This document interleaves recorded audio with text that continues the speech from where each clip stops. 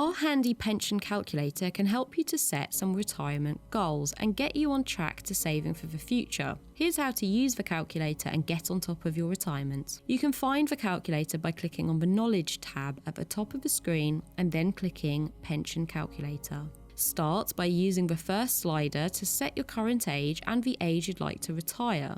Remember that you can start taking your pension at age 55 or age 57 from 2028, but the later you retire, the more you can save. Next, set the total value of your current combined pension pot. This is the amount you have saved across all of your pensions. Then set your desired annual retirement income. Remember that a lower retirement income will last longer than a higher one. Use the rest of the sliders to find out if you're on track to reach your goal or if you've got some more saving to do. Play around with the personal and employer monthly contribution sliders and the slider for a personal one-off contribution to see how this impacts your savings over time. Below the sliders, you'll find two toggles. Toggling the first button will include the full state pension in the calculations. You can toggle the second button to indicate that you plan to take your 25% tax-free lump sum at retirement age. The calculator will give you a projected retirement income so you can see how close you are to your goal. Your goal is indicated in grey and your projected income is indicated in yellow.